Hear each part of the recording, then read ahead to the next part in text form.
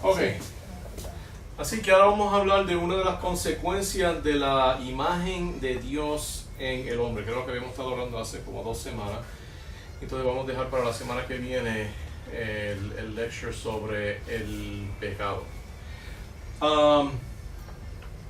Y una de esas consecuencias es que como nosotros tenemos la imagen de Dios dentro de nosotros, tenemos que respetar esa imagen de la misma forma que nosotros respetamos a Dios. Muchas veces en nuestras iglesias, ¿verdad? Y en el cristianismo, muchas formas del cristianismo, las que prevalecen hoy en día, tienden a enfatizar el amor de Dios por encima de la santidad de Dios. Pero es interesante que cuando Jesús nos enseñó a orar, Él enfatizó la santidad de Dios. El Padre nuestro que está en los cielos, santificado sea tu nombre. Eso parece que es básicamente lo más importante que supone que nosotros estemos haciendo, es santificando el nombre de Dios. Y eso quiere decir demostrando que Dios es santo y que es digno de ser respetado, ¿verdad? Y ¿cómo se llama? Una derivación de la santidad de Dios es la justicia. Así que vamos a orar, entonces vamos a hablar acerca de lo que dice la Biblia acerca de la pena capital, y vamos a ver algunos pasajes del Antiguo Testamento. Entonces vamos a ver algunos pasajes en el Nuevo Testamento que parecen que alguna gente usa como si estuvieran en contra, pero entonces vamos a ver qué es lo que dicen. Y si, ¿verdad? Me imagino que quizás va a haber mucha discusión, a menos que todo el mundo esté de acuerdo con lo que yo voy a decir, pero los invito, ¿verdad?, a que comenten, y si tienen dudas o preguntas podemos debatir esto. Bueno, nuestro Padre Celestial, te damos gracias, podemos estar aquí, podemos estudiar tu palabra. Te pido que este estudio sea de provecho,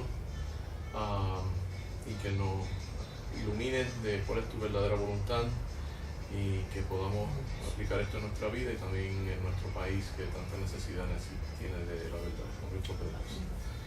Amén. ¿Okay? Entonces esto es algo que es bien práctico, ¿verdad? Porque es algo que yo pienso que podemos, como cristianos, ¿verdad? Nosotros deberíamos estar envueltos en la esfera cívica, en la esfera pública, en la política, pero para hacer eso tenemos que saber qué es lo que Dios quiere, ¿verdad? ¿Qué es lo que Dios quiere que haga el gobierno, ¿verdad? Muchos cristianos dicen, yo no me meto a la política porque la política es sucia, pero la razón que es sucia es porque los cristianos no se meten, y toda la gente que se mete, entonces son los sucios. Y entonces, por eso es que la política es sucia, porque se la entregamos a los inconversos. Pero, la imagen de Dios se preservaba aún después del diluvio, ¿verdad? Y esta era la justificación para instituir la pena capital. Dios nunca ha abrogado este requisito. Dios todavía demanda que todo homicidio se pague derramando la sangre del que lo cometió, y el pueblo que no hace eso busca, yo pienso, el castigo de Dios. La pena capital puede ser una manera en la cual le enseñamos a la sociedad la verdad de que somos creados en la imagen de Dios y que esta imagen es digna de respeto. El que no respeta la vida humana no respeta a Dios. El pueblo que no implementa la pena capital, yo pienso, y vamos a ver hoy, vamos a discutir esto, a ver si es verdad o no, que tampoco respeta a Dios. Vamos a ver algunos versículos. Y una cosa, ¿verdad?, que está empezando a pasar, por ejemplo, es que esto tiene implicaciones también, como por ejemplo el aborto. Ya en los Estados Unidos están empezando a entrar, ya pasaron del tercer trimestre, ahora están empezando a legalizar infanticidio, donde ya cuando el bebé nace tienen como 6 horas para determinar si vive o no, y ya un bebé que ha nacido, básicamente en algunos estados están dejando que se mueran, no dándole, no estoy claro si la muerte es pasiva, simplemente no le dan comida y lo que necesita, o si la muerte es activa, donde en sí lo inyectan y lo matan, como si fuera un animal. ¿Por qué razón? ¿Por si tiene un daño congénito o algo así? A los espartanos, el muchacho no los requisitos los tiramos por un barranco. Exacto, si tiene algunos, básicamente tiene, yo, según lo que yo entiendo, es si piensan que se va a morir como quiera, pero si piensan que se va a morir como quiera, pues deberían hacer todo por, o por lo menos darle, aun si no hicieran todo lo necesario para que viva, por lo menos darle lo que un bebé normal necesitaría y simplemente dejar que se muera, ¿verdad? Yo tengo unas amistades con quien estudié que tuvieron un niño que tenía daño cerebral bien severo. Entonces ellos optaron por cirugía y por un montón de cosas donde básicamente mantuvieron la vida de un niño que era completamente vegetal. Pero, y entonces lo cuidaron tan bien que duró casi hasta los 20 años. Un niño que casi nunca llegan a esa edad. Pero bueno, eso fue la decisión que ellos hicieron. Ese niño, si lo hubieran dado, no le hubieran hecho esa cirugía, le hubieran dado, ¿verdad?, leche o lo que necesita un bebé, pues quizás hubiera muerto naturalmente. Pero eso es muy distinto a lo que yo creo que están proponiendo, ¿verdad? Eso ya era legal, uno no tiene que dar tratamiento, ¿verdad?, especial a las personas. Pero lo que están proponiendo me parece que es un poco más agresivo y poquito a poco, ¿verdad?, el país con que estamos asociados pues va yendo en esa dirección. Y eso es algo, ¿verdad?, entonces la otra cosa también es que, por ejemplo, ahora en Hawái pasaron una ley de suicidio asistido, o de, si tiene otro término, Eutanasia. Parece que hay una diferencia entre eutanasia y suicidio asistido, porque en una, la persona, los médicos son los que toman la acción, mientras que en el otro el paciente mismo toma la acción con pastillas recetadas, y eso es lo que yo creo que están permitiendo que hagan. Pero que estamos empezando, ¿verdad?, a entrar. Entonces lo que pasa es que en países donde hay eutanasia, donde hay suicidio asistido, lo que se han dado cuenta es que no es algo neutral, ¿verdad? No es algo donde todo el mundo dice no lo haga, pero el paciente tiene el derecho de decir que sí. No, en esos países los médicos dicen sal de esto ya, ¿verdad? Porque esos pacientes son un cargo para la sociedad, un cargo para los médicos, y la gente no quiere bregar con ellos. Entonces empieza a haber presión para que empiecen, ¿verdad?, a tomar su vida, ¿verdad? Y tenemos que tener mucho cuidado porque a medida que nuestra sociedad empieza a ir en esa dirección, ¿verdad?, y también aquí tenemos otro problema aquí en Puerto Rico, que es la tasa de asesinatos es bien alta, que ¿verdad?, si es algo que Dios dice que va a castigar y nosotros estamos en esos países, pues ese castigo nos va a caer sobre nosotros, ¿verdad? Así que esa es la motivación del cual quiero presentar esto hoy. Y vamos a empezar leyendo algunos versículos. Éxodo 21, 12 al 14 dice: el que hiere a alguno haciéndole así morir, él morirá. Mas el que no pretendía herirlo, sino que Dios lo puso en sus manos, entonces yo te señalaré el lugar al cual ha de huir. Pero si alguno se ensorbeciere contra su prójimo y lo matare con alevosía, de mi altar lo quitarás para que muera. Aquí esto no es diciendo es permisible que lo maten, sino lo que dicen es que, ¿verdad?, es un mandato, ¿verdad?, que una persona ¿verdad?, que asesina a otra persona, esa persona tiene que pagar con su vida. Levítico 24, 21 dice: el que hiere algún animal ha de restituirlo, mas el que hiere de muerte a un hombre, que muera. Otra vez un mandato. Levítico 24, 21. Deuteronomio 19, 11 al 13.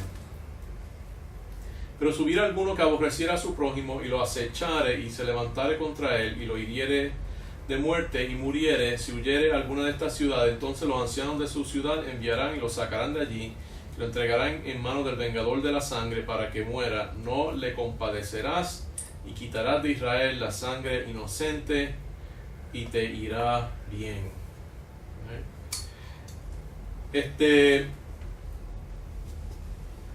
mi observación es que en Puerto Rico, ¿verdad? Y en muchos sitios, somos muy compasivos con el criminal y muy poco compasivos con la víctima, y por eso es que estamos, ¿verdad?, parcialmente en la situación que estamos, especialmente cuando viene a la criminalidad y a la violencia, ¿verdad? Hubo un momento donde Puerto Rico, hace como 10 años, yo no sé qué pasó, que se disparó la tasa de asesinato y Puerto Rico era uno de los países más violentos del mundo, no podía creer.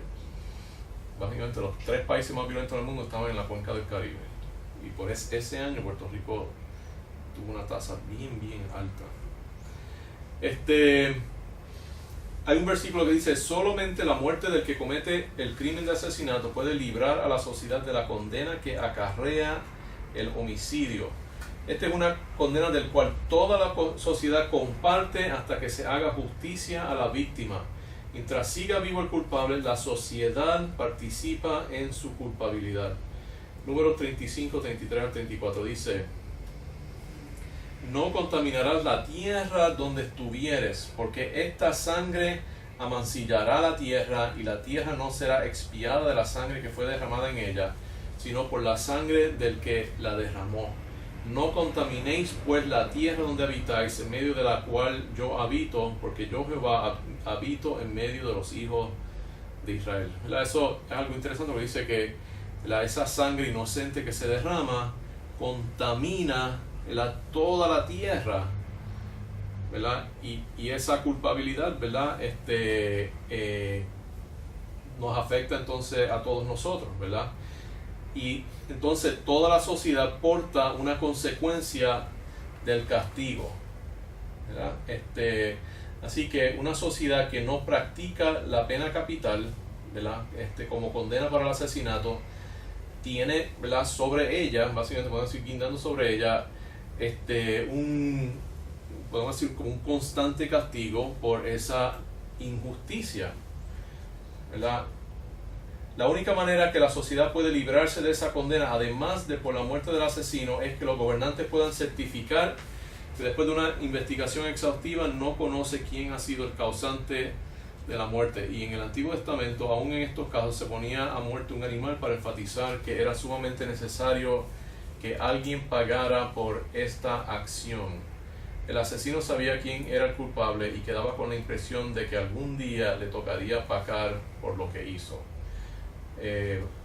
Vamos a Deuteronomio 21, 1 al 9.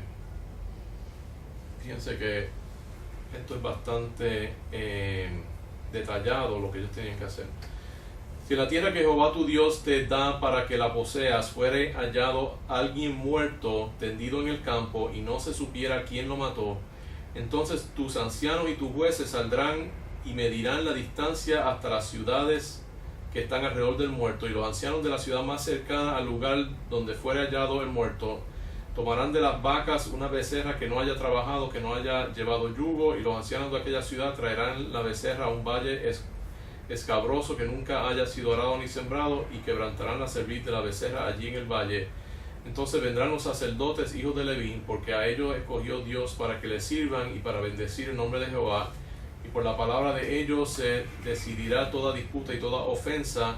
Y todos los ancianos de la ciudad más cercana al lugar donde fueren hallado el muerto lavarán sus manos sobre la becerra cuya cerviz fue quebrada en el valle, y protestarán y dirán: nuestras manos no han derramado esta sangre, ni nuestros ojos lo han visto.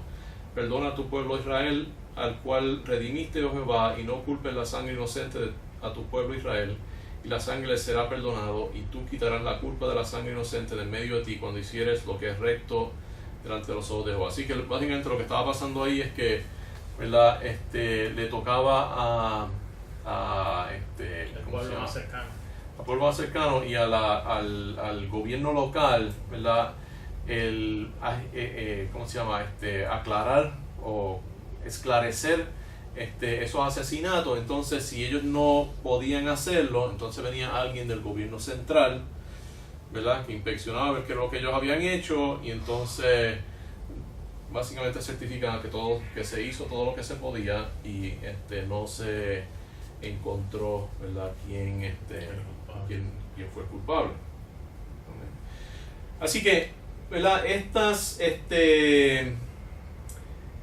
pasajes, ¿verdad? Hablan, yo creo que ponen bien claro que en el Antiguo Testamento, ¿verdad? La pena capital era una de las, o sea, era la pena que se le daba al asesinato. Interesante que en el Antiguo Testamento nunca se mencionan cárceles. La cárcel no era una de las penas. Habían distintos castigos, habían multas y estaba la pena capital. El problema es que nosotros ponemos personas en la cárcel que no han cometido crímenes a veces violentos, entonces los ponemos con gente violenta y lo que hace es que esas personas que eran unos crímenes, ¿verdad?, de menor grado, pues entonces ahora están con esta gente que son bien malas y las convierte en personas peores, ¿verdad? No estamos reformando a la gente mala, estamos poniendo a la gente que era menos mala en una escuela para ser más malos, ¿verdad? Una escuela para el crimen. Entonces esa otra gente entonces salen sueltos y vienen saliendo como personas que son peores. Yo digo que no tiene pena de nada por hacerlo. Hace unos días mi hija me dijo que ellos estuvieron cada cierto tiempo en la cárcel. Ella trabaja en una cárcel federal y ellos hacen inspecciones. Aunque ella es maestra dentro de la cárcel, pero utilizan al personal para hacer registros a veces.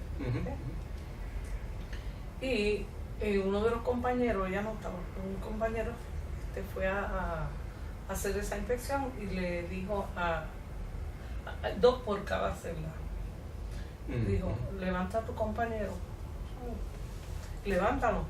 Y dice, no se va a levantar. Y dice, pero levántalo. Y yo digo, no, yo lo maté, lo acabé de matar ahora mismo. Y estaba acostado y como si se hubiera comido un sándwich o algo. ¿Sí? No, y la cosa es, después que le dan aquí en Puerto Rico, después, y ¿verdad?, hay muchas jurisdicciones, después que tienen, ¿verdad?, la cadena perpetua, básicamente pueden hacer lo que ellos quieran, porque no hay nada más que le pueden hacer. Exacto. ¿Sí? Porque la próxima cosa que le pueden hacer es la pena capital, y como no se la van a dar, pues esa gente hace lo que ellos quieran. Exacto. ¿Sí? No hay nada que ellos puedan hacer. Ellos le llaman vida. Ellos tienen vida. ¿Para qué? Exacto. Ellos no les importa porque básicamente ya no hay castigo que le puedan dar. Exacto. Y eso, ¿verdad? O sea, eso no es justo, porque eso quiere decir que ellos pueden matar a cualquiera, ¿verdad?, como hizo esa persona, y absolutamente sin ninguna consecuencia, ¿verdad? Sí. Y según los versículos que hemos visto, eso es algo que Dios va a hacer que el pueblo que permita eso, ¿verdad?, va a pagar por eso. La Biblia presenta. Entonces vamos a ver ahora el homicidio como pecado, ¿verdad? Porque la gente piensa, a veces lo compara como si fuera una enfermedad. Pero la Biblia presenta el homicidio como un pecado que hay que pagar, no como una enfermedad psiquiátrica que se puede curar. La Biblia divide a los pecados en 2 categorías: los que no son dignos de muerte y los que sí son dignos de muerte. Un ejemplo de un pecado no digno de muerte es cuando alguien se roba algo que le pertenece a otra persona. La penalidad asociada con estos crímenes no es de muerte, sino que es la restitución con intereses de lo que se había robado. Cuando sea posible, la pena debe ser diseñada para restaurar la deuda creada por el crimen. Y eso es algo interesante, ¿verdad? Porque ¿cuál es la pena asociada con robo en el Islam? Cortarle la mano. Pero usted sabe una cosa, que si usted asalta a alguien, entonces no cuenta. Porque la manera que ellos definen robo es en secreto.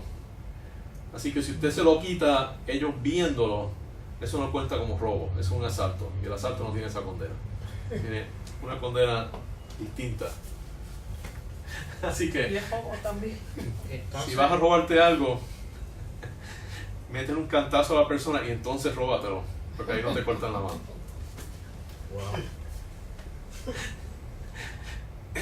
Eso es una de muchas cositas que uno, cuando se pone a mirar lo que dice el Islam, se da cuenta que no compara en ningún sentido con la verdadera palabra de Dios. Vamos a ver algunos ejemplos. Éxodo 22, 1 al 4 dice: cuando alguno hurtare buey u oveja, o lo degollare o vendiere, por aquel buey pagará 5 bueyes, y por aquella oveja 4 ovejas. Si el ladrón fuere hallado forzando una casa y fuere herido a muerte, el que lo hirió no será culpado de su muerte. Pero si fuera de día, el autor de la muerte será reo de homicidio.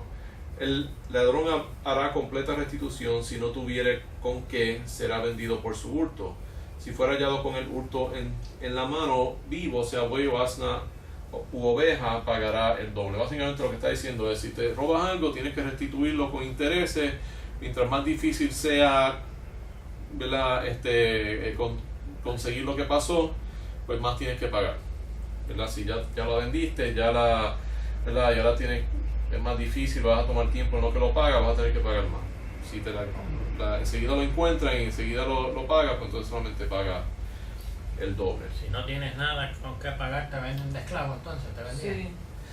Si era mucho y no tenías nada con qué pagar, pues entonces te vendían como esclavo. Exactamente, eso es cierto. Pero esa esclavitud, recuerda, era solamente, ahí le ponían un tope, Sí, porque eran 7 años. Sí. Okay. O sea, que básicamente la multa más grande era lo que tú pudieras producir, ¿verdad?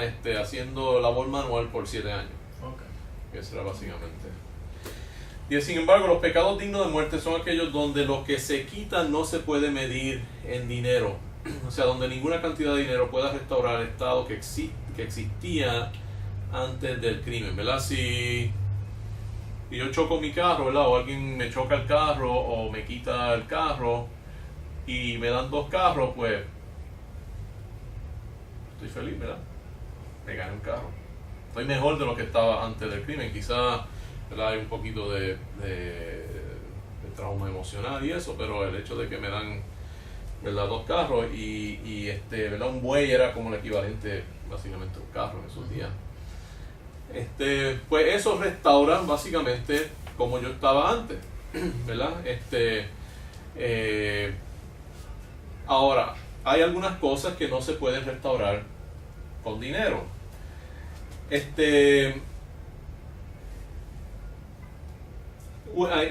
ahí existen 2 tipos. Hay 2 tipos de crímenes en esa categoría. Dice, una categoría son los crímenes sexuales, particularmente la violación de la mujer. No hay ninguna cantidad de dinero que pueda devolver la dignidad que pierde una mujer cuando es víctima de tal crimen. La otra categoría al cual se le da más énfasis es el crimen de asesinato. Este es el peor crimen de todo, pues la muerte le quita al individuo todo lo que se asocia con su existencia terrenal. Le quita a su cónyuge, sus hijos, su salud, su dinero, sus sueños, sus placeres, su libertad. Es un crimen irreparable donde no hay forma de volver para atrás. Como la restitución no es posible, entonces entra otro principio que es el principio de equiparidad. El principio de equiparidad es la corolaria a la regla de oro. La regla de oro dice: así que todas las cosas que quieres que los hombres hagan con vosotros, así también haced vosotros con ellos, porque esto es la ley y los profetas. Si alguien mata a una persona inocente, está declarando que esto es exactamente lo que ellos quieren que se le haga a ellos.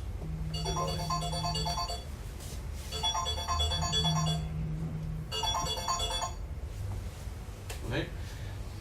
Si se supone que uno haga a los demás lo que uno quiere que ellos nos hagan a nosotros, y yo mato a alguien, lo que yo estoy diciendo es que yo quiero que a mí me maten.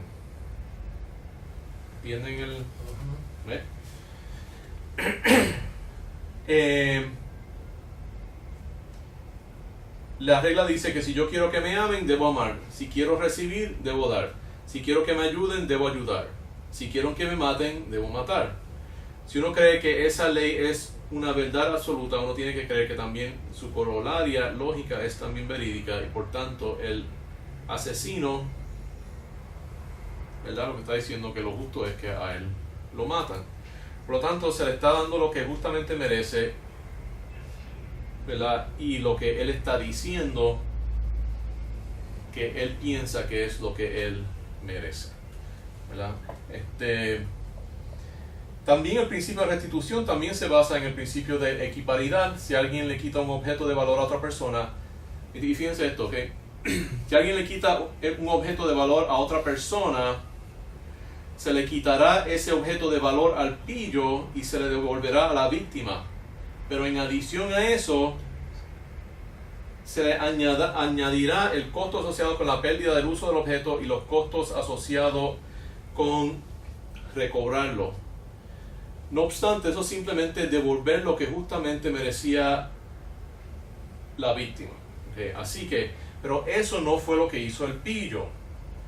El ladrón no cogió algo que merecía, tomó algo por lo cual no trabajó. Por lo tanto, cuando se castiga al pillo, se permite que experimente lo mismo que él perpetró. Por lo tanto, se le permite a la víctima robarle al pillo, pues tiene el derecho de hacerle al pillo lo mismo que el pillo le hizo a él. Por tanto, la víctima recibe lo que perdió y ahora tiene derecho a recibir por encima de esto, como especie de multa, otra vez la misma cantidad de valor. Por eso es que el pillo tiene que pagar doble. En algunos casos, como hay otros costos envueltos para recuperar lo perdido, la penalidad puede ser más de el doble. ¿Entienden de lo que está pasando ahí? O sea que, porque en la Biblia no solamente se dice que tiene que restituir lo que robó, sino que tiene que restituir el doble de lo que robó, a veces 4 o 5 veces, porque hay otros costos envueltos, ¿verdad? Y como le quitó todo eso a la persona, pues eso lo restituye, lo pone en cero, pero ahora como él hizo eso, a él también tiene que hacérsele lo mismo, ¿verdad? Porque la cosa es que la moral, ¿verdad? Y el hecho de que nosotros seamos agentes morales, perdón, se basa en que nosotros podemos ponernos en la situación de la otra persona y sentir lo que esa persona está sintiendo. Y por lo tanto, personas que no tienen esa capacidad, ¿verdad? Por cualquier razón, quizás porque por práctica se han puesto, ¿cómo se llama? Callous, se han puesto insensibles. Insensibles, exacto. Pues para que se vuelvan a ser sensibles, tienen que experimentar lo que la otra persona experimentó, La pérdida. ¿verdad? Para que ahora la próxima vez ellos digan, ok, no lo voy a volver a hacer porque ya yo sé cómo se siente. ¿Ves? O sea, para que le duela. Para que le duela. Exacto. En contraste, entonces, si los buenos no practican la pena capital, los malos sí la practicarán. Si el gobierno no la practica, las gangas sí la impondrán sobre quienes ellos quieran. Al fin y al cabo, la organización que practica la pena capital es la que predominará en el país. Si solo las gangas usan la pena de muerte, ellos tendrán más poder que el gobierno sobre al menos parte de la población. Si una persona sabe que si desobedece al líder de su ganga morirá, pero si desobedece al gobierno irá a la cárcel, ¿a quién va a obedecer esa persona? Va a obedecer a la persona que le puede costar más. Mientras un asesino está en la cárcel, A los cocodrilos. ¿oh? Que los tiraron los cocodrilos. Porque esa ganga de aquí mataba y le tiraban a la víctima a los cocodrilos como la comida. ¿Hay un cocodrilo por acá? No, Era caimanes. La ganga tenía caimanes. Para eso, una ganga que los federales atraparon ayer. Ayer.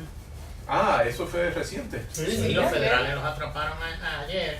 Como 75, sí, como 75 eran de narcotráfico. Entonces, pues, cuando asesinaban a alguien, para que nos cojan la evidencia, ellos tenían caimanes y se los echaban los caimanes. Wow, Nos alimentaban con eso. Sí. qué barbaridad. Entonces la cosa es que mientras un asesino está en la cárcel, sigue teniendo influencia sobre la sociedad. Tiene influencia sobre su familia, sobre sus hijos, si tienen influencia sobre los otros reos encarcelados junto a él, y a veces hasta sobre los guardias que los velan. En las prisiones hay gangas que tienen mucho poder sobre los confinados.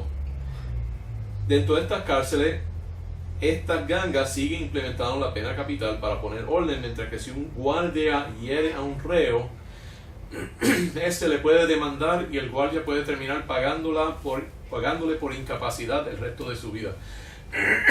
Tuve un paciente que dijo que él tuvo un amigo que le pasó eso mismo. Tuvo una pelea en la cárcel, él fue a tratar de poner orden y hirió a alguien y ese prisionero lo demandó y ganó la demanda y tuvo que pagar. Eso fue como en la banca, cuando pusieron los billetes que explotaban. Que el pillo robó y cuando explotó en la cara y él demandó al banco porque no tenían un rótulo que decían que tenían ese edificio. Santo Dios. Y le ganó la demanda. Qué cosa. Y le ganó la La demanda. verdad que Por eso lo quitaron muchos de los bancos. Por eso fue que lo quitaron. Sí. Esas cosas. O sea, que el pillo tiene que saber Ujú. qué secreto tú tienes. Los confinados tienen influencia sobre sus familiares y amistades fuera de la cárcel. La cosa es que ellos tienen... Hay gente, ¿verdad?, que está en la cárcel por vida, pero hay gente que entra y sale, ¿verdad? Y esos que entran y salen, pues como saben que probablemente van a volver, pues esa otra gente tiene influencia sobre ellos todavía.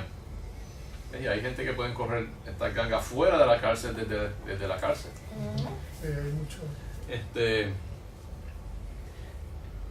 Porque le dicen, ¿verdad? Si tú no haces lo que yo te digo, te mato a tu primo que está aquí en la casa, ¿verdad? O tu hijo, o tu hermano. Así fue como Pablo Escobar controló a Colombia, plato plomo. Esa era la oferta que él te daba y pues... Exacto. No, y la cosa es que entonces ellos entran a las cárceles y aún dentro de las cárceles, pues la gente sigue, ¿verdad? Porque piensan que va a salir o controlan las cárceles y los que entran y salen, pues tienen que darle cuenta allá adentro. Debido a la falta de seguridad y acceso ubicuito a las vías de comunicación, algunos confinados han podido hasta amenazar a personas fuera de la cárcel a través de teléfonos celulares. Esto no sería posible si el asesino no se hace someter a la pena capital. Ahora, la oposición a la pena capital, a la pena de muerte, viene de varias partes. En parte proviene de la Iglesia Católica Romana. Y yo no sé por qué, pero yo pienso que quizás siente culpabilidad por haber abusado de la pena capital, al condenar en el pasado judíos y a protestantes a la hoguera, en la Inquisición. Aunque yo creo que quizás hay otras razones, quizás ellos quieren preservarla para ellos. Sin embargo, simplemente porque algo se haya abusado no quiere decir que no existe un uso apropiado para esa misma cosa. Por ejemplo, simplemente porque algunos abusen del automóvil no quiere decir que toda la sociedad tiene que dejar de usarla. Lo correcto es implementar la pena capital justamente según lo que manda la Biblia. La Biblia no manda poner a muerte a los judíos o a los protestantes, sino los homicidas y otros culpables de graves delitos violentos. Otra razón también es que la sociedad romana clásica desarrolló un fuerte desprecio por todo lo que se asociaba con el judío por dos razones. Así que ellos eran bien antisemitas, y eso provenía de dos cosas. Primero, los judíos fueron uno de los pocos pueblos que reclamó su independencia del imperio y hubo varias revueltas y guerras de independencia en la provincia de Judea que le costaron al imperio mucha sangre para poder suprimirlas. Ellos eran como los vascos en España o los confederados en los Estados Unidos. Al no querer asimilarse al imperio, el imperio pagano los vino a despreciar. Así que había ya esta actitud antisemítica. Segundo, los primeros cristianos, quienes eran también sujetos o ciudadanos del imperio romano, sufrieron persecución a manos de los judíos, quienes los veían como una secta hereje dentro del judaísmo. Por tanto, la Iglesia Católica Romana, compuesta por cristianos y romanos, rechazaron aquellas partes de la religión de la Biblia que más se asociaba con el judaísmo. Una de las cosas que rechazó fue la ley penal del Antiguo Testamento. Los católicos la reemplazaron con el Código Justiniano, el código de ley usado por el Imperio Romano.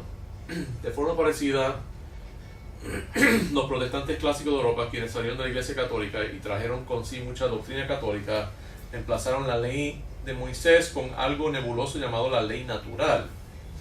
Por lo tanto, el rechazo de la ley penal mosaica tiene un trasfondo social e histórico, no una base religiosa. La ley del Antiguo Testamento tiene 3 partes, ¿verdad? Esto sería un buen estudio en algún momento, pero no es algo que se cubre mucho en la teología. Está lo que se llama la ley moral, lo que se llama la ley penal y lo que se llama la ley ceremonial. Ahora, algunas personas piensan, bueno, eso es una división artificial. La gente dice, bueno, la ley es toda una y uno tiene que, o toda sigue o toda se reemplaza. Pero la cosa es que yo creo que hay muchas razones para pensar que esa división de la ley es algo bien fundamental. Por ejemplo, hoy mismo estaba mirando, estoy dando a recordar exactamente lo que escribí, que tenía que ver con hasta, no recuerdo bien eso, pero era una cosa que básicamente en la cuestión, en el debate entre el calvinismo y el arminianismo, aún ahí esto salía. Pero la cosa es que, por ejemplo, uno, ¿verdad?, hablan de los 3 oficios de Jesucristo, que es sacerdote, rey y profeta. El sacerdote era la ley ceremonial, el rey es la ley penal y el profeta, ¿verdad?, declaraba la ley moral. El Éxodo tiene 10 plagas, que es la ley penal, las 10 mandamientos, que es la ley moral. Entonces tenía el templo, que tenía básicamente 10 partes, y esa era la ley ceremonial. Entonces Jesucristo, ¿verdad?, cumplió la ley, pero la palabra que se dice ahí es que Él la rellenó, pero lo hizo en una forma distinta para cada una de esas partes de la ley. Y entonces otra cosa también, cuando dice que el Espíritu Santo, la labor del Espíritu Santo, que es redarguir a convencer al mundo de pecado, de justicia y de juicio. De pecado es la ley moral, de juicio es la ley penal y de justicia es la ley ceremonial, porque nos dice cómo ser salvo, ¿verdad? ¿De pecado, justicia y qué? Redarguir al Espíritu Santo de pecado, juicio y justicia, o justicia y juicio, no me recuerdo el orden. Justicia es rectitud. O sea, ¿de dónde es que viene la rectitud? La rectitud viene de Dios y es a través de aceptar a Jesucristo.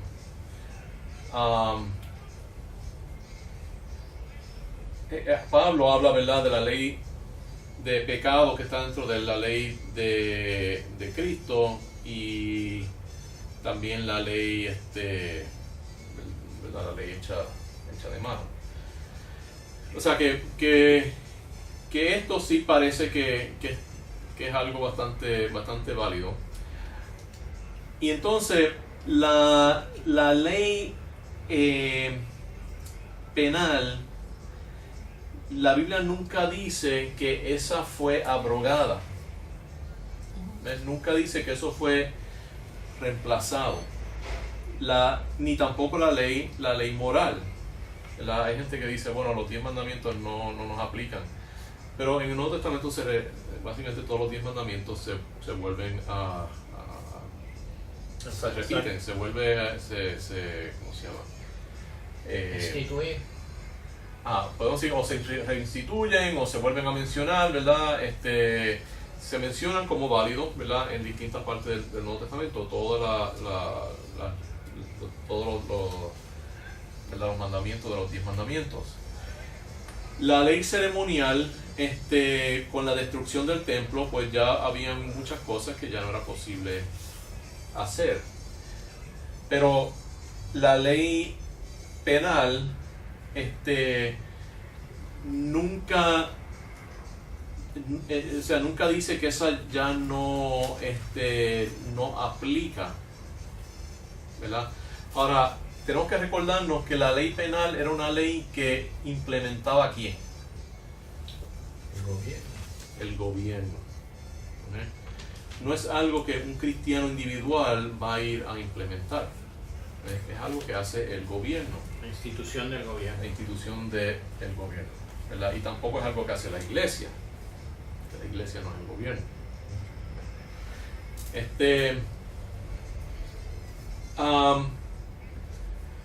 Ahora dando para atrás, vamos a ver un poquito dónde es que comienza, ¿verdad?, la pena capital. Es interesante que antes del diluvio no se implementaba la pena capital.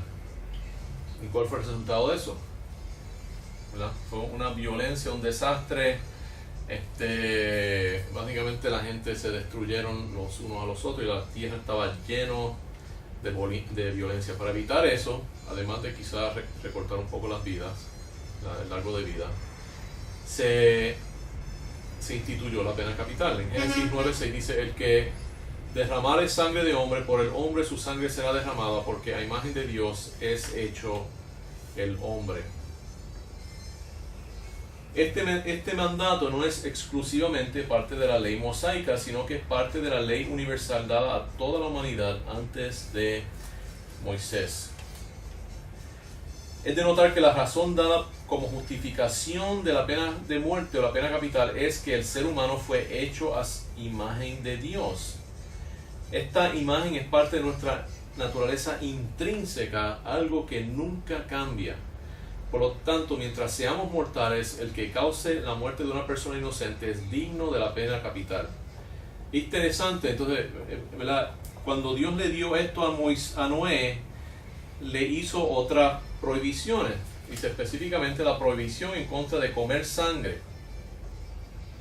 Así que se le prohibió a Noé comer sangre y se le prohibió, ¿verdad?, se instituyó la pena capital. Interesante que por lo menos parte de estas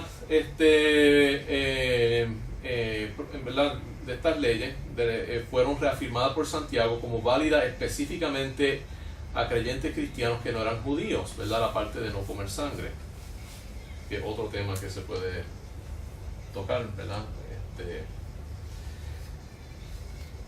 Esa parte es la siguiente, dice: a todo lo que se mueve y vive os será para mantenimiento, así como las legumbres y plantas verdes os lo he dado. Pero carne con su vida, que es su sangre, no comeréis, porque ciertamente demandaré la sangre de vuestras vidas, de mano de todo animal la demandaré, y de mano del hombre, de mano del varón su hermano demandaré la vida de hombre. El que derrame sangre de hombre, por el hombre su sangre será derramada, porque a imagen de Dios es hecho el hombre. Mas vosotros fructificad y multiplicaos, procread abundantemente la tierra y multiplicaos en ella. Esa es otra cosa que está pasando. A medida que no tenemos una pena capital, entonces la gente no tiene hijos. No sé si está relacionado, pero interesante que las dos cosas están pasando. No voy a leer la parte de los hechos, pero ustedes lo pueden leer. Hechos 15, donde básicamente cita por lo menos esa parte del Génesis.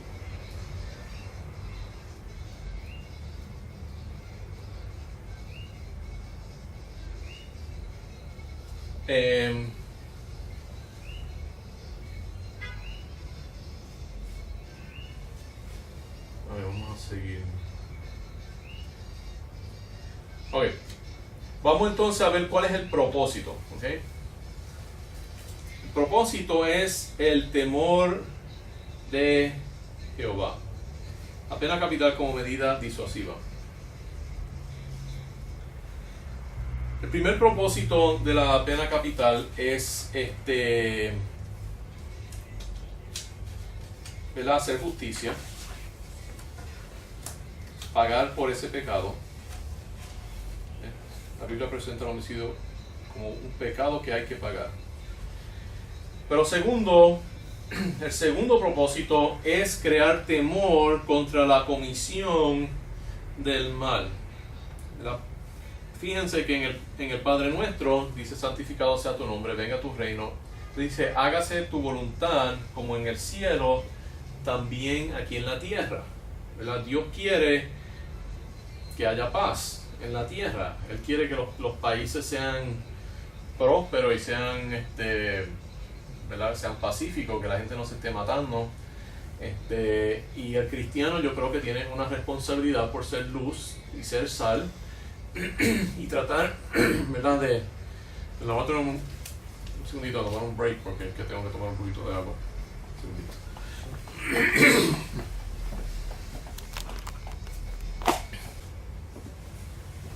Ok, vamos a seguir. Mira, y la cosa es que, para darle un poquito para atrás, o sea que parte de la importancia de esto es que si hay un país que tiene muchas iglesias y que hay muchos cristianos, la gente va a mirar a ese país, ¿verdad? Como un ejemplo del impacto que tienen los cristianos sobre ese país. Y uno mira a Puerto Rico con todas las iglesias que tiene y todos los cristianos que tienen una tasa de asesinato bien alta. Está básicamente quebrado. O sea, ¿qué dice eso de la iglesia en Puerto Rico? Efectiva. Está siendo bien efectiva, ¿verdad? Algo está haciendo mal. Y esta es una de las cosas, ¿verdad? No deberíamos tener una tasa de asesinato tan alta. Puerto Rico debería ser un país pacífico donde la gente pudiera venir, ¿verdad? Y no tener miedo de que lo vayan a matar.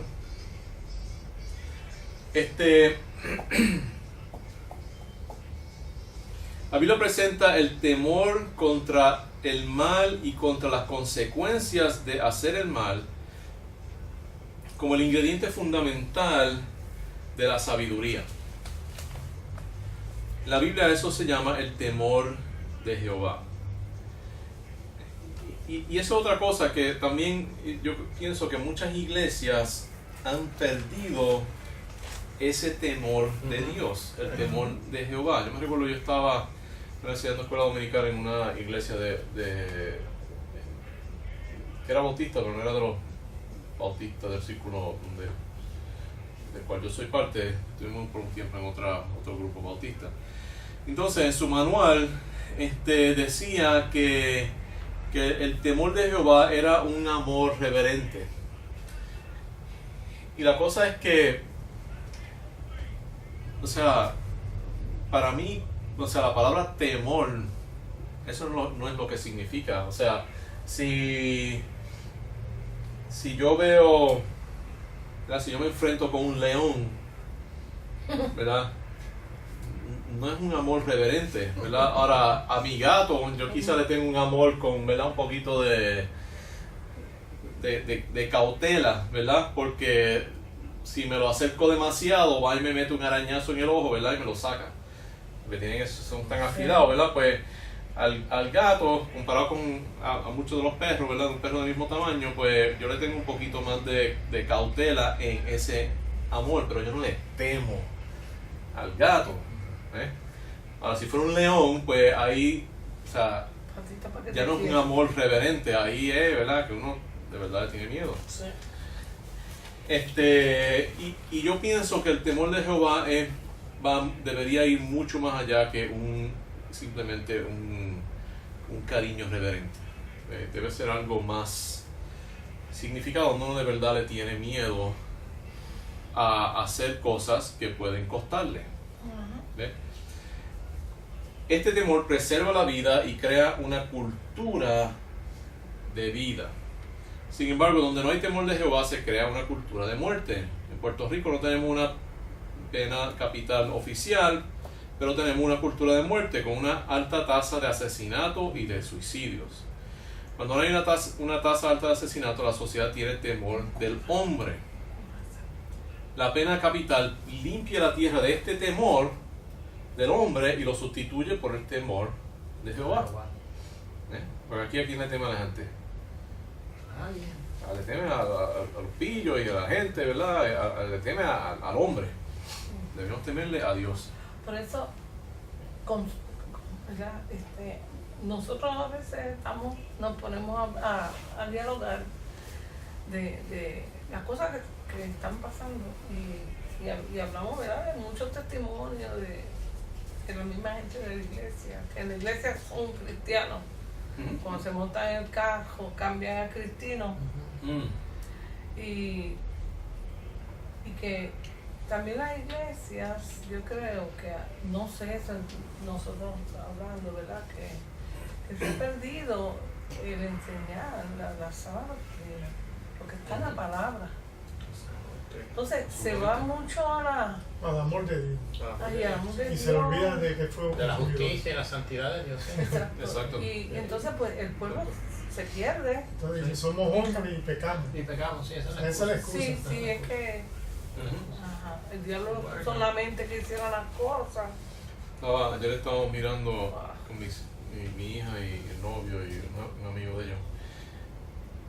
Yo no sé cómo salió, pero salió no sé si se acuerdan que había un tal Jesús de Miranda. Sí, de Ponce. De 666. De 666. Por cierto, cuando lo busqué, él murió hace unos cuantos años ya. Poco después que vino a Puerto Rico murió. Pero él básicamente tenía millones de seguidores. Y lo que él le decía era que ellos podían hacer lo que ellos quisieran. Que ya el pecado había desaparecido por definición. Nada de lo que tú hicieras se podía considerar pecado, no importa lo que tú hicieras. ¿Y saben de qué murió? De cirrosis del hígado. Porque era un alcohólico. Pero se supone que resucitara. Le dijeron que no iba a morir, sí, que él nunca iba a morir y entonces la cosa es que parece que estuvo bien al borde de la muerte y recuperó y la ex esposa había dicho que iba a morir, que había muerto, entonces dijeron no, fíjate, no murió. Pero terminó muriendo unos cuantos meses después. Hay muchos versículos en el libro de los Proverbios, ¿verdad? Que es escrito por Salomón, el rey más rico y sabio de su tiempo, que apoya esta conclusión. Dice: el principio de la sabiduría es el temor de Jehová, los insensatos desprecian la sabiduría y la enseñanza. Proverbios 1:7. El temor de Jehová es aborrecer el mal, la soberbia y la arrogancia, el mal camino y la boca perversa aborrezco. Proverbios 8:13. Otra vez, el temor de Jehová es el principio de la sabiduría y el conocimiento del Santísimo es la inteligencia, porque por mí se aumentarán tus días y años de vida se te añadirán.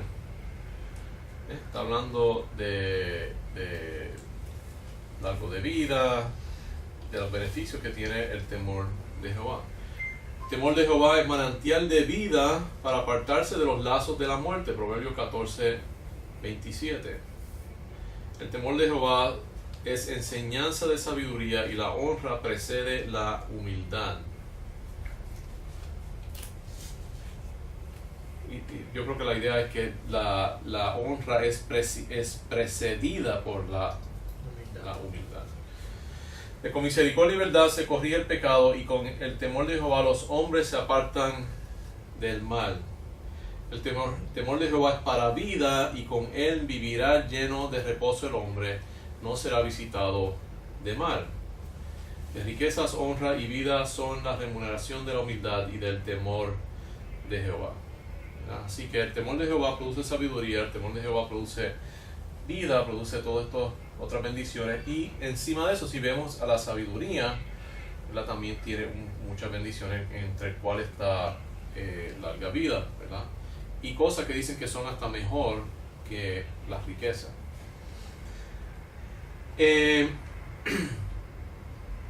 Un propósito de este temor era actuar como una medida disuasiva para evitar que tales crímenes se volvieran a cometer. Ahora, yo, ¿verdad?, estuve envuelto en la política y publiqué muchas de estas cosas online, y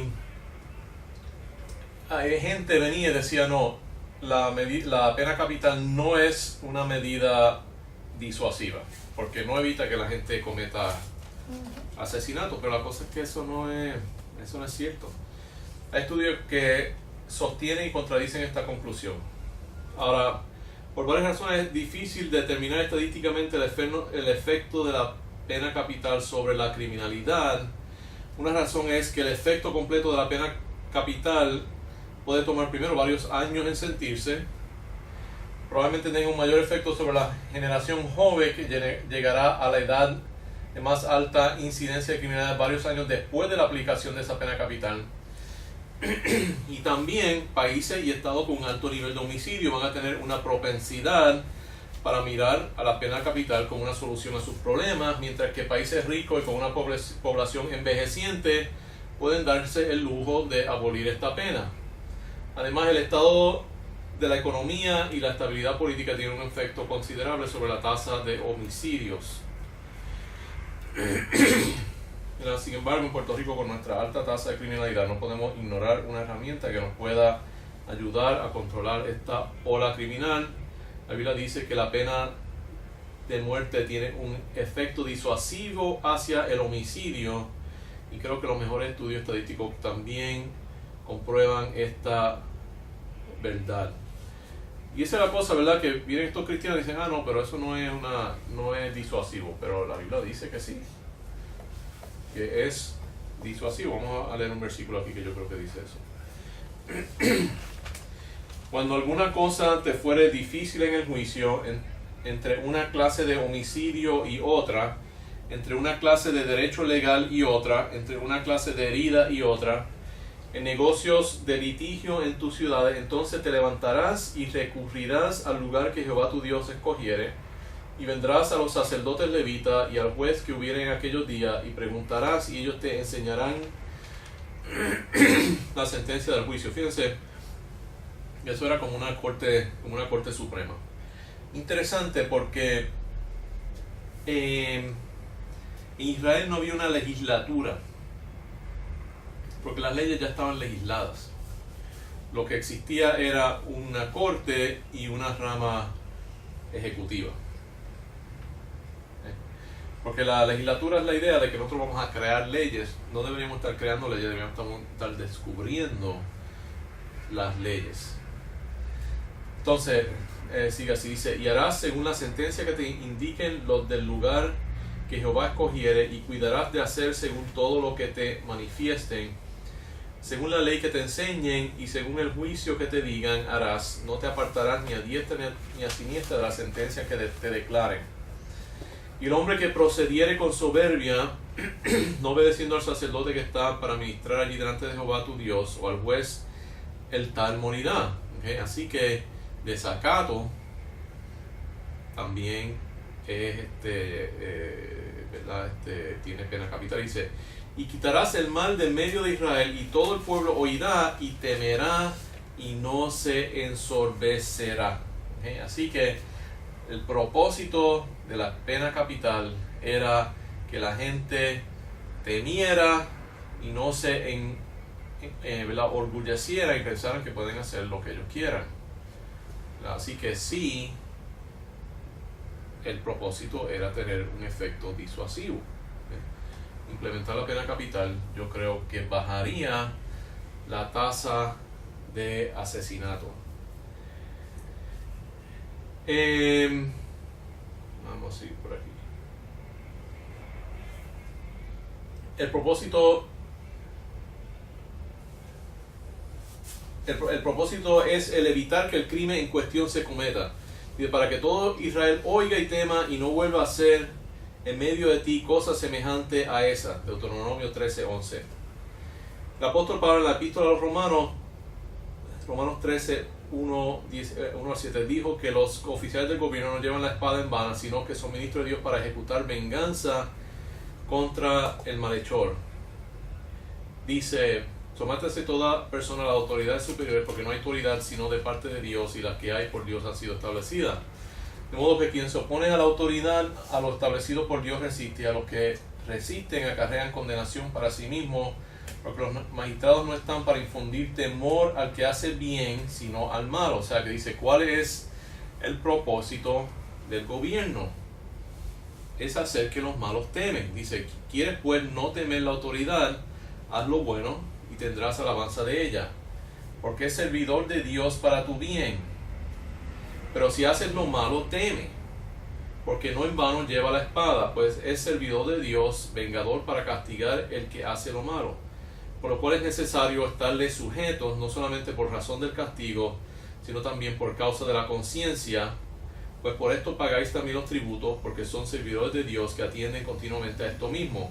Pagad a todos los que debéis, al que tributo, al que impuesto, al que respeto, al que honra. Aquí hay unas cuantas cosas que son interesantes, porque aquí dice que por esto es que pagamos tributos, ¿verdad? No es para darle de comer a la gente que no quiere trabajar. No es para eso que... Y por eso es que nosotros estamos quebrados, ¿verdad? Puerto Rico está quebrado porque le están quitando a los que trabajan para darle a los que no trabajan.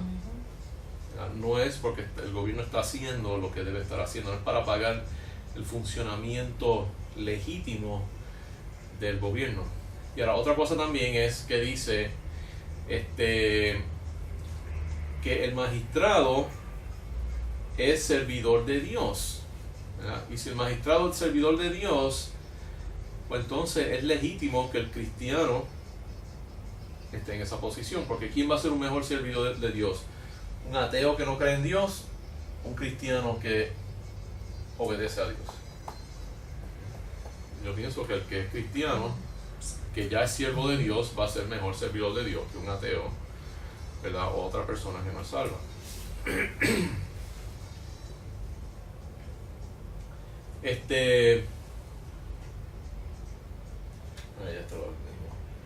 Ahora, siempre el gobierno, ¿verdad?, va a usar fuerza letal, ¿verdad?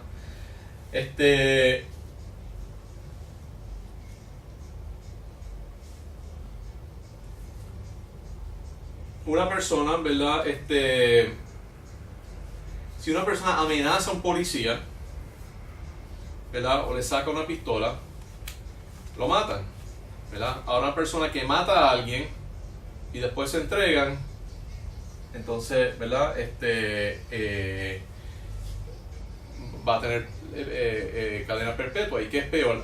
Amenazar a un policía con un arma de fuego o matar a alguien, ¿verdad? Pero el que amenaza tiene peor condena que el que de verdad lo lleva a cabo. Ambos deben morir, y la Biblia requiere que la muerte del asesino para limpiar la culpa colectiva del país. Algunas preguntas hasta ahora. Este es el caso a favor de la pena capital, ¿verdad? Y que la pena capital todavía continúa. Algunas preguntas hasta ahora. Ahora quiero hablar de dos pasajes que se usan para ir en contra, porque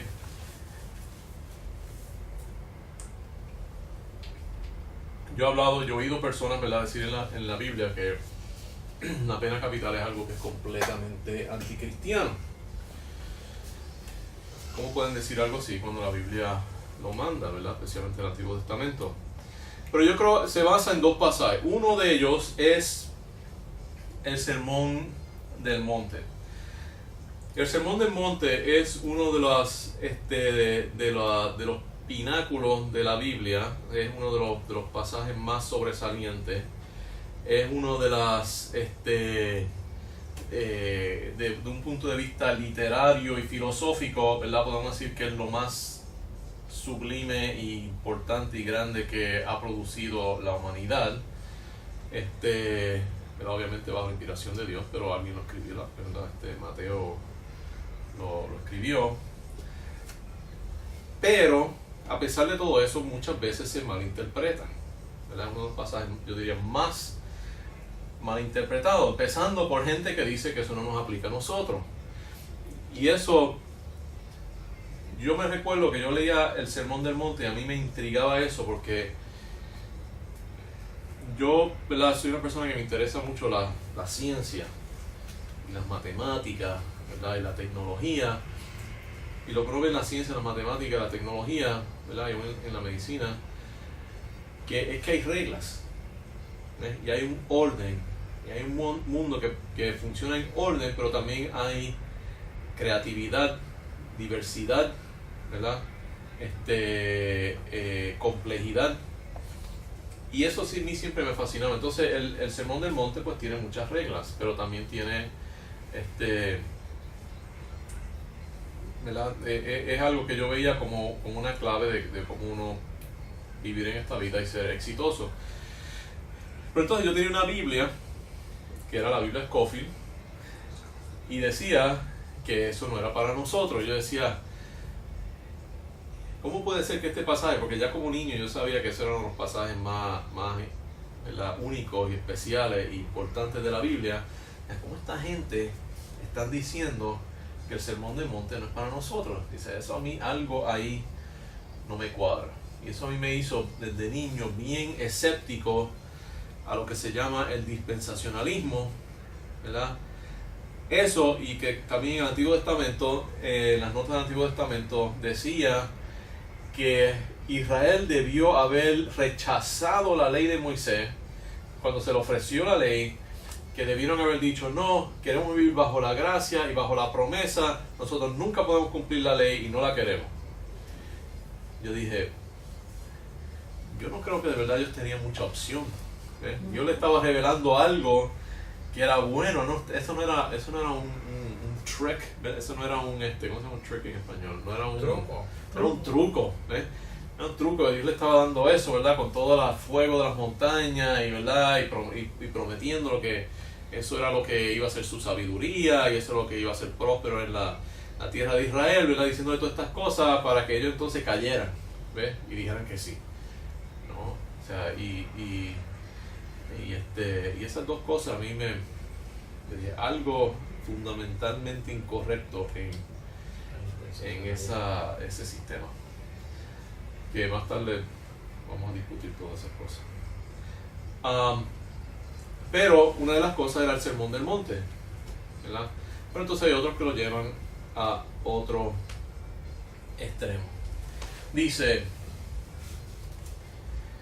uno de esos mandatos en el Sermón del Monte es dar la otra mejilla. Dice, pero yo digo, no resistáis al que es malo, antes a cualquiera que te hiera en la mejilla derecha, vuélvele también la otra, ¿verdad? Y hay algunos grupos que son bien pacifistas, ¿verdad? Ellos no van al ejército, no van a no están en la policía. Uno de esos grupos son los menonitas. La razón que hay hospitales menonitas en Puerto Rico es que durante la Segunda Guerra Mundial los menonitas no querían ir a la guerra, entonces dijeron, tienen que hacer algo, porque no pueden, ¿verdad? Toda esta gente que están peleando por su país, evitando que vengan los nazis y los japoneses y tomen control del país. Así que ustedes van a ir a hacer trabajo, obra difícil, ¿verdad? Y los mandaron a Puerto Rico a hacer mucho de esos hospitales y misiones. Los mandaron así para hacer construcciones en el yunque, en los parques, en distintas cosas. Por ejemplo, muchas de las torres y los caminos que hay en el yunque, por muchas de las montañas, ellos lo hicieron. Pues ellos como que entonces algunos se asentaron en el centro de la isla, y entonces empezaron hospitales y iglesias y misiones, porque ya estaban en la isla. Pero entonces, ¿verdad? Hay grupos que hacen eso, pero, ¿verdad? Si hubiera una invasión, si fuera por ellos, ¿verdad? La mitad del país estaría hablando japonés y nosotros estaríamos hablando alemán. Y, ¿verdad? Ellos no hubieran hecho nada para resistir la venida de los musulmanes a España.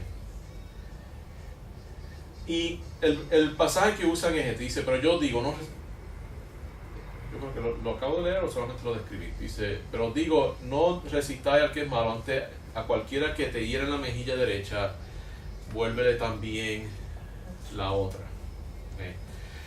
Ahora, la cosa es que cuando uno estudia la Biblia, ¿verdad? O uno está estudiando las cosas, uno tiene que ser refinado y sofisticado y preciso, ¿verdad? Quizás es la mejor palabra, en la manera que uno interpreta las cosas, ¿verdad? Ahí no dice que si vienen a asaltarte con un revólver y amenazan a matar tu familia, que tú no tienes el derecho de pegarle un tiro, ¿verdad? Al contrario, este es un pasaje que no tengo aquí, que sería quizás un buen sitio para ponerlo. En Juan, creo que 16 algo, en Lucas creo que dice algo, dice, Jesús le dice, cuando los mandé con ¿verdad? Sin bolsa y sin dinero y sin espada, ¿verdad? Les faltó algo, y dijeron, no les faltó nada. Dice, ahora os digo que cuando salgáis, ¿verdad? Llévate dinero, llévate ¿verdad? Suplido. Y dice, y el que no tenga una espada, venda su capa y cómprese una. ¿Okay? Y ellos dijeron, aquí hay dos, y él dice, eso basta, eso es suficiente. Ahora, eso no es una sugerencia, es un mandato. Dice, el que no tiene una espada, venda su capa y cómprese una. Es el mandato de Jesucristo, ¿verdad? Ahora, hoy en día, ¿cuáles son las espadas que nosotros? Armas de fuego, ¿verdad? Porque una espada ahora no sirve para nada. Eso no quiere decir que, ¿verdad? Yo obedezco eso porque yo tengo un cuchillo de cocina grande, que un machete, ¿no? Es, ¿verdad? Una arma defensiva. Ahora entonces ahí dicen, pero eso no es la interpretación, porque Pedro, ¿verdad? Usó esa arma para tratar de defenderse y le cortó la oreja al siervo del sumo sacerdote. Y Jesucristo le dijo que pusiera la arma otra vez donde estaba y sanó al sumo sacerdote. ¿Ves? Eso básicamente cancela lo que dijo Jesucristo, pero entonces, o sea, ¿qué están diciendo? Jesucristo hizo un error. La cosa es que eso no quiere decir que si viene, ¿verdad? Una fuerza de choque a su casa, ¿verdad? Con armas largas, que usted le va a salir a disparar, porque ellos le van a ganar. Una persona no puede irse contra gente entrenada, ¿verdad? Eso es para nosotros protegernos de gente mala, no para nosotros, 2 o 3, ¿verdad? Comenzar una revuelta contra el gobierno, a menos que seamos más de 2 o 3, ¿verdad? Porque si somos como 100 o 1000, pues entonces ya somos un gobierno, entonces una guerra entre gobiernos, ya esto es otra cosa. Pero no es sabio hacer lo que hizo Pedro, que era irse contra una garnición romana o de los judíos, que eran soldados entrenados, con una espada. ¿Ves? Ahora, aquí Jesucristo está hablando, ¿verdad? De si alguien te da en la mejilla, deja que te dé en la otra. Otra vez, no está diciendo que si vienen a asaltarte, que tú no puedes matarte y a tu familia, que tú no puedes defender a tus hijos y a tu esposa. ¿Ves? La cosa es que lo que Jesucristo está diciendo es que hay un aceite que necesitamos en nuestra sociedad, ¿verdad? Y que no todo agravio, especialmente si es un agravio menor, hay que salir a, ¿verdad? Si alguien te hace algo menor, déjalo pasar. ¿Ves? Pero si son cosas grandes, tenemos derecho de nosotros defendernos. Eso era un ejemplo que no envuelve ningún tipo de daño corporal. Fíjense que él no dijo que si vienen a sacarte un ojo, ¿verdad? Un golpe a la mejilla, que era más bien al nivel de un insulto. Era un insulto que duele, pero era algo que de verdad no tiene muchos consecuencias, ¿verdad? Si un mesero de un restaurante deja caer salsa de espagueti en un gabán de $1000, pues hacerte la comida gratis y no vaya a demandar al pobre mesero por los $1000 de daño, más daños emocionales. ¿Qué es lo que hace alguna gente? Y destruyen la vida al mesero, que quizás está empezando, le quitan el carro, ¿verdad? Y quizá, quién sabe, ¿verdad? Le dañan la vida por un trapo de $1000.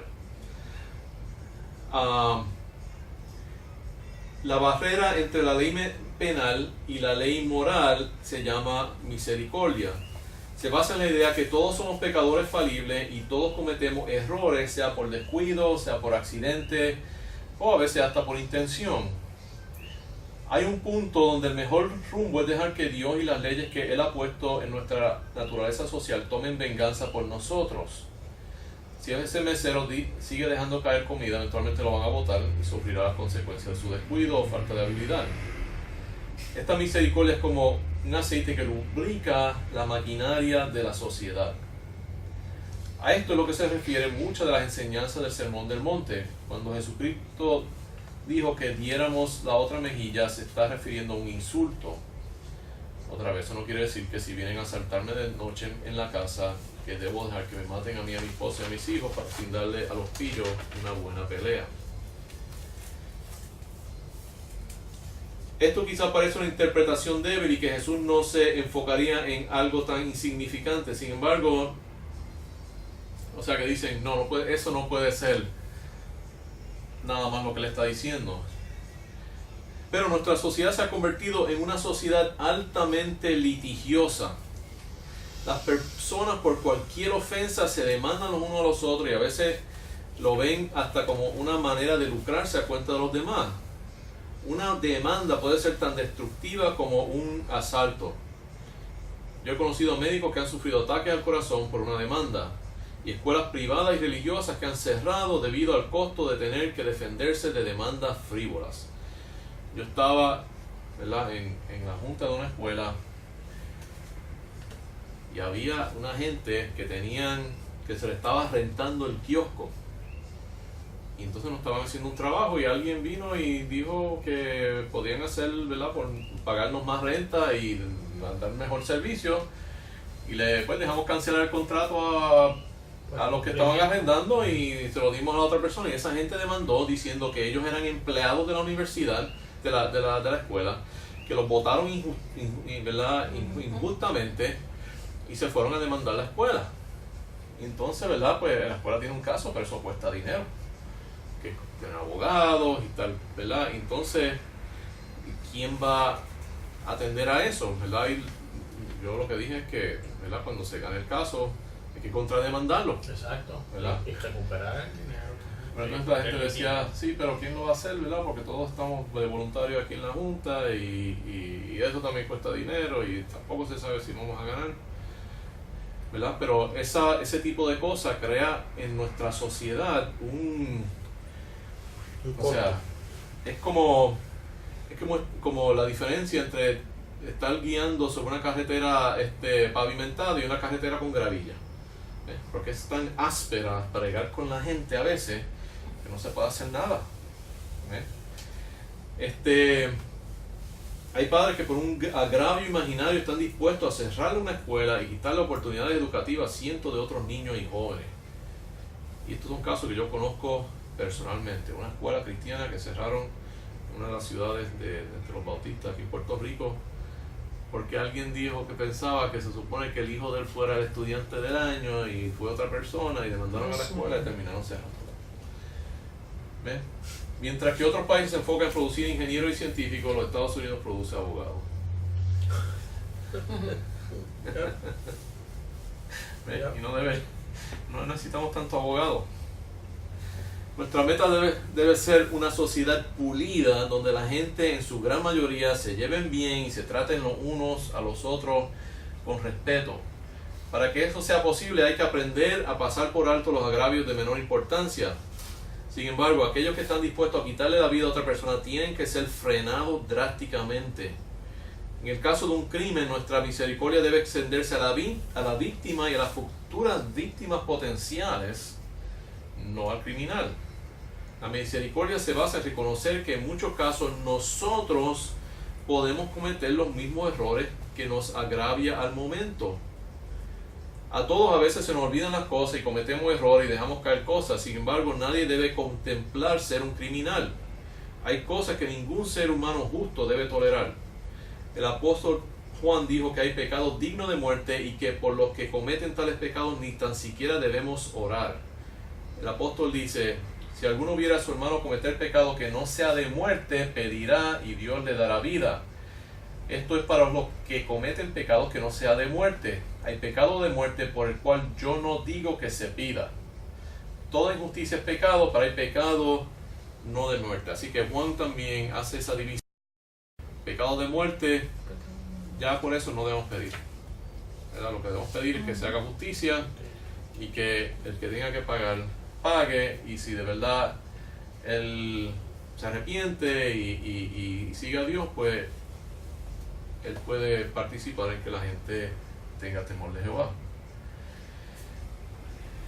Hay un pasaje interesante en los Proverbios que indica que a veces uno debe ignorar las necedades de los malhechores, pero a veces hay que responder a sus acciones. Sí, yo creo que lo hemos mencionado aquí antes, ¿verdad? Sí, para establecer la paradoja. Que esta es exacto, es la paradoja. Porque aún esto es una paradoja, ¿verdad? Donde cortamos, donde hacemos algo y donde no hacemos algo. Dice, nunca responda al necio de acuerdo con su necedad para que no seas tú también como él. Próximo versículo dice, responde al necio como merece su necesidad para que no se estime sabio en su propia opinión. Ambos son mandatos. Si hacemos una cuando debemos hacer el otro, estamos pecando. El que exista un límite a la ley penal y el que sea importante la misericordia no significa que el malhechor nunca debe ser castigado.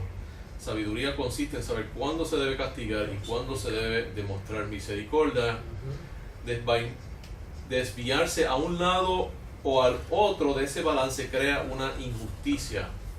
Un pueblo justo tendrá leyes que respeten ese balance. No será un pueblo altamente litigioso, pero tampoco dejará de castigar al verdadero criminal. Nosotros, al contrario, le damos un cantacito en la mano a los asesinos, pero le quitamos casa y carro a los médicos cuando no pueden resolver problemas de salud que muchas veces son resultado de nuestros propios dañinos estilos de vida.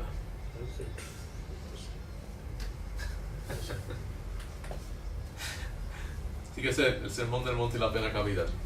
Comentarios, críticas.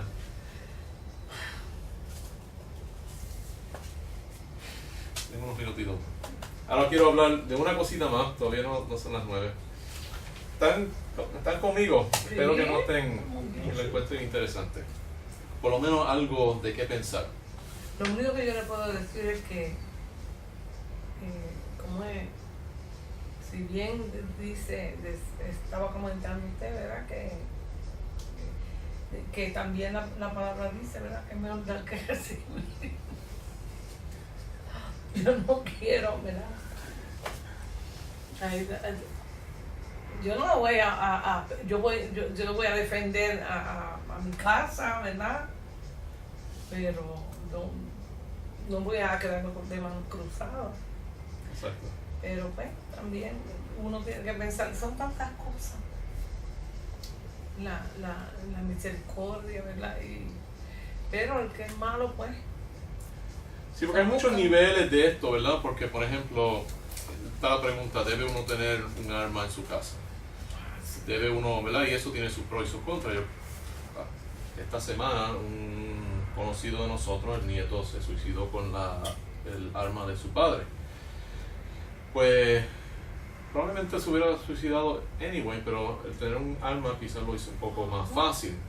Pero hay quizás unos descuidos porque uno puede tener un arma.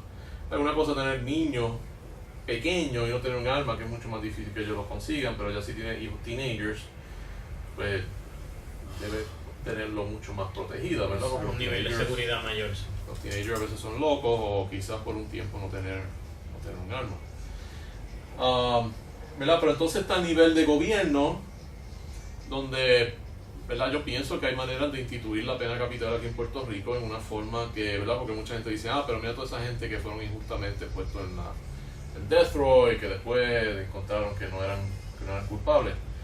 Pero yo pienso que hay una solución para eso. Vamos a hacer que sea por el segundo asesinato. Primero le damos pena capital. Si ahora va en la cárcel y mata a alguien, ahora, ¿verdad? Y hay testigos, no van a cometer dos errores. Yo lo haría de otra forma. Tú dices que eres inocente, vamos para un polígrafo. No pasas el polígrafo, vos sabes que en 24 horas te vas. Vamos al polígrafo.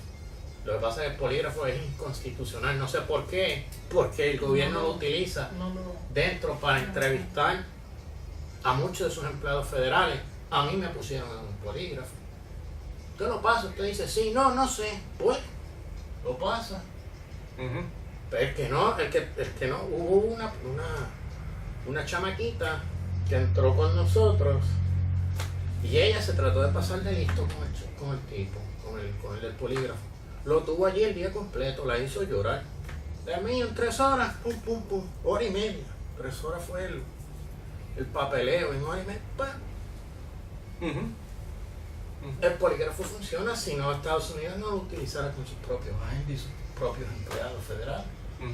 Sí, fíjate, hay un pasaje en el Antiguo Testamento que es un pasaje bien raro, pero parece que ellos estaban haciendo algo que se parecía a un polígrafo, porque hay unas pruebas que uno puede hacer. Hay una forma que lo hacen los musulmanes, lo hacen los árabes.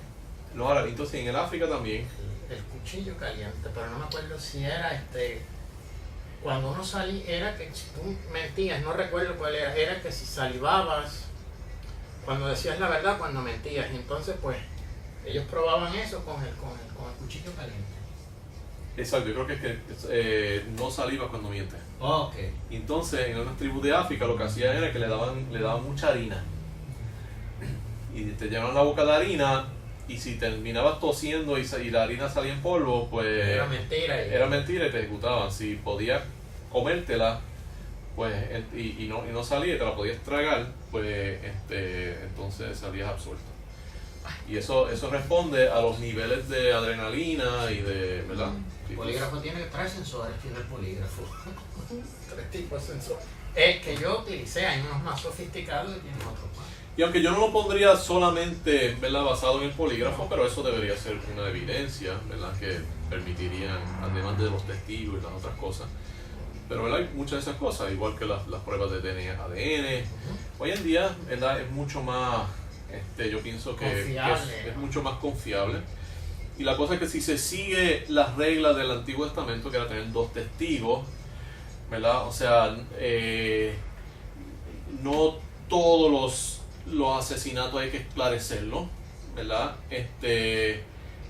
Todos se deberían, ¿verdad? Pero los que son escuetos, ¿verdad? Y hay mucha evidencia, pues eso deberían ir en esa dirección, y especialmente si lo hacen por el segundo asesinato, la chance de que cometan 2 errores, ¿verdad? Y también se pueden hacer cortes específicamente para eso, que son los mejores jueces, los mejores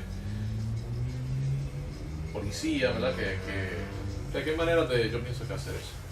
Pero antes de terminar, vamos y antes que se me acabe el video también, bien rapidito, Jesús y la mujer tomada en adulterio. Este es un pasaje que es interesante en muchos niveles.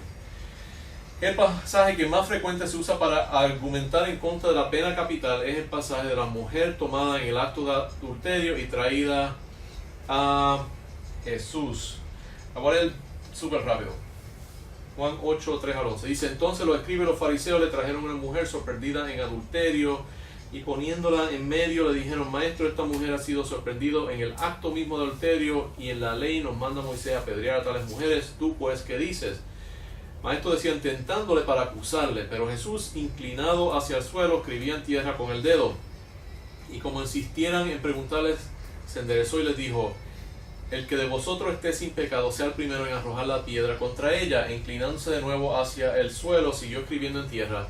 Pero ellos, al oír esto, acusados por su conciencia, salían uno a otro, comenzando desde el más viejo hasta los postreros, y quedó solo Jesús y la mujer, y estaba en medio. Enderezándose Jesús y no viendo a nadie sino a la mujer, le dijo: mujer, ¿dónde están los que te acusaban? ¿Ninguno te condenó? Ella dijo: ninguno, Señor. Entonces Jesús le dijo: ni yo te condeno, vete y no peques más. Ahora, la manera que esto se interpreta es: no debemos juzgar, todos somos pecadores, ¿verdad? Ninguno tenemos derecho de pasar juicio sobre las otras personas, tenemos que perdonar a todo el mundo, ¿verdad? Pero eso no es lo que tú estás diciendo, porque eso entonces dice que la ley del Antiguo Testamento era injusta, ¿ves? Y Jesús estaba viviendo bajo el Antiguo Testamento, y el Antiguo Testamento se ordenaba, dice: Moisés nos mandó a apedrear a tales mujeres. ¿Tú pues qué dices? ¿Okay? Ahora, ¿qué ustedes ven aquí? ¿Qué es lo primero que, verdad? Yo pienso que hay algo bien obvio que me sorprende, que gente que usa este pasaje no se dan cuenta de esto. ¿Qué era una de las cosas que estaba pasando aquí que ya demostraba que esto era un descarrilamiento de justicia? ¿Qué es lo primero que falta aquí? Los testigos. Bueno, había testigos. Sí. Sí, pero she was caught in the act. Okay. Ahora, ¿la cogieron en qué? ¿Qué era lo que ella estaba haciendo? Adulterio, pero el hombre no está ahí. Ese es el problema, ¿verdad? Trajeron a la mujer, los cogieron a los dos. Los cogieron en el acto, ¿verdad? Quiere decir que ella estaba con el hombre, ¿verdad? Ellos sabían quién era el hombre. Los dos tenían que ser lapidados. Lo primero que tenían que hacer era traer a las dos personas, ¿verdad? Y entonces la otra cosa es que qué casualidad que ellos la sorprendieron en el acto mismo de adulterio, ¿verdad? Y la cosa es que, y la otra cosa es, ¿qué será lo que Jesús estaba escribiendo? ¿Verdad? Porque yo creo que él se está enfocando en esto de que el varón no estaba. Y yo lo que me imagino es, nosotros vemos a los fariseos como que, estos son, ¿verdad? Estos eran religiosos, eran gente que conocían la ley, ¿verdad? Y el fallo de ellos era que eran demasiado estrictos, ¿ves? Pero eran gente que eran orgullosos en su rectitud, ¿ves? Pero tenemos que recordarnos, esta gente eran políticos. Esta eran gente que estaban en el Sanedrín, estos eran los senadores, ¿verdad? Y los representantes de ese tiempo. Y cuando uno piensa de los senadores y los representantes de hoy en día, especialmente si uno se va al Senado americano,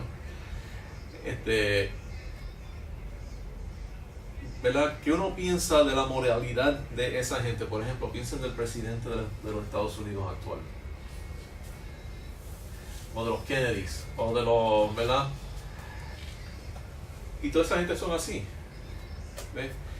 Esa gente, yo estoy seguro, o sea, no estoy seguro, pero yo creo que hay una alta probabilidad de que era uno de ellos que estaba con esa mujer, ¿verdad? Okay. Y que muchos de ellos habían estado con ella, o con sus amigas.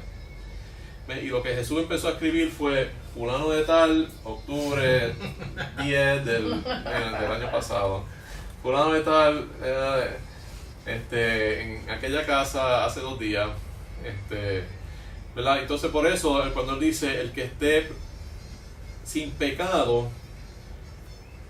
debe ser de ese pecado, ¿ves? O sea, lo que ellos están diciendo es, primero, ¿dónde está el hombre?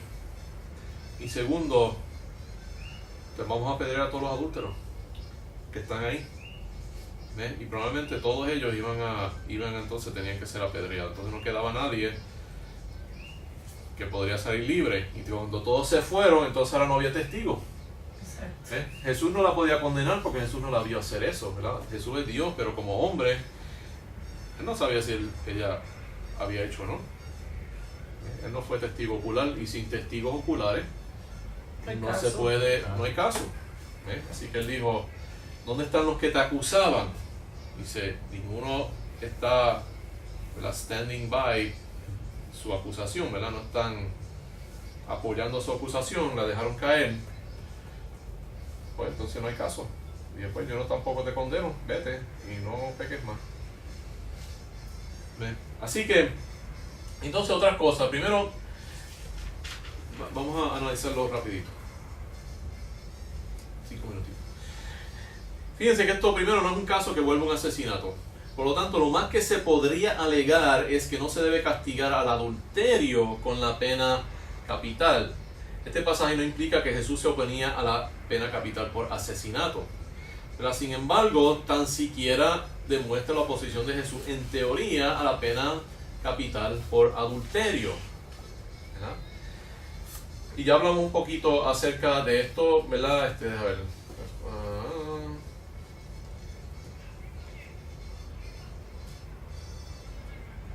Okay. Una de las cosas que podemos aprender de este pasaje es que es sumamente importante que la ley se aplique en una forma consistente y universal. Nadie está sobre la ley. Si una ley no es válida para la gente importante, no debe ser válida para nadie. En el Antiguo Testamento encontramos varios pasajes que enfatizan la importancia de que la ley se aplique igualmente a los ricos y a los pobres, a los nativos y a inmigrantes. Dice que una misma ley y una misma protección aplica a todos. Levítico 24:22, Números 35:15, Deuteronomio 24:17, Éxodo 23:3. Cuando una ley no se aplica en una forma no uniforme, puede usarse para encubrir el mismo delito que se supone que esa ley castigara. Si una persona es culpable de algún delito que no se castiga uniformemente, pero se comete con alguna frecuencia, otra persona puede usar el conocimiento de ese delito para entraparlo y obligarlo a seguir cometiendo ese delito. Así es como a veces organizaciones criminales coercen a sus miembros. Por ejemplo, si el adulterio fuera un crimen, un hombre que sabe que una mujer ha cometido adulterio puede usar esa información para presionarla a cometer adulterio con él. ¿Ves? Y tengo otro ejemplo acerca de eso. Otro principio que se demuestra en este pasaje es el principio antirrevolucionario. Jesús no vino a derrocar el temido imperio romano, vino a transformar la sociedad. La consecuencia final de este proceso fue la desintegración del imperio romano cientos de años más tarde y la creación de los modernos países-estados independientes de Europa y del resto del mundo. Cuando los escribas vinieron a Jesús con la mujer adulta, ellos querían ver si Jesús se pondría como una autoridad por encima de la autoridad religiosa, provincial e imperial que ya estaba establecida y que regía sobre la provincia de Judá.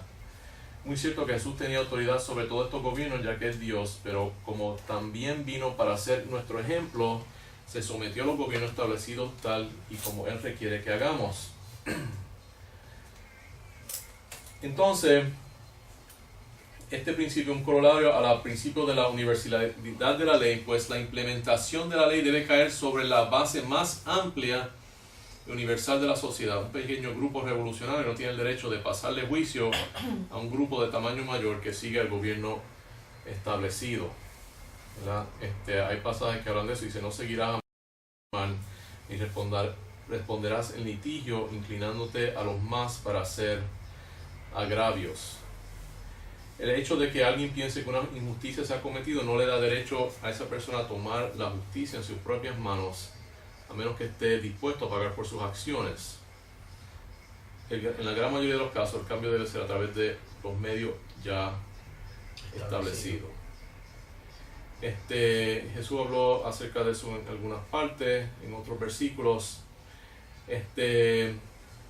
Así que por lo tanto lo que vemos es que en este pasaje Jesús no estaba oponiéndose a la pena de muerte, sino al uso de la pena de muerte para cometer una injusticia. La misma ley se estaba usando para perseguir a un individuo cuando había muchas otras personas que eran igualmente culpables y andaban sueltos. Y otra cosa que quiero decir en cuanto a ese pasaje al final,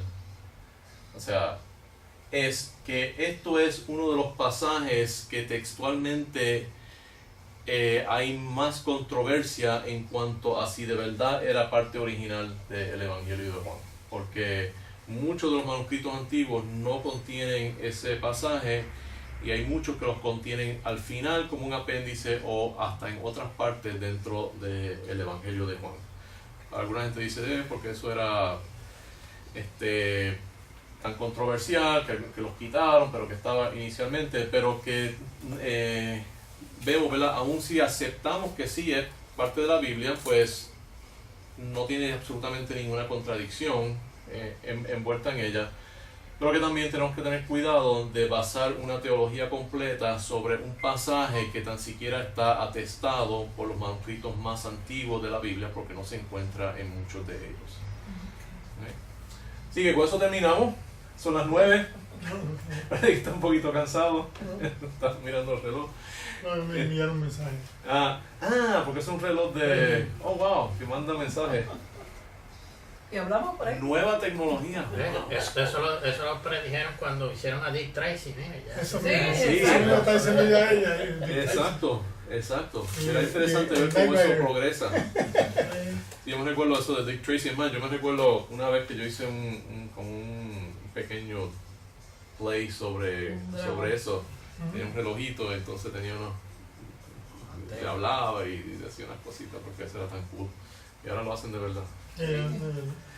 ¿O algunos comentarios o críticas sobre ese pasaje tiene muchas cosas, porque también se puede ver discrimen contra la mujer, porque a ella y a él El no. tipo no estaba. No, exacto. No lo llevaron. No estaba ahí. No lo llevaron, eso sí, no lo llevaron. Sí. Exacto.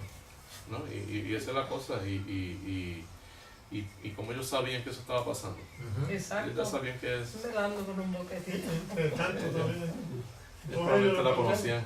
Ya la sabían, la conocían bien personalmente. Ajá.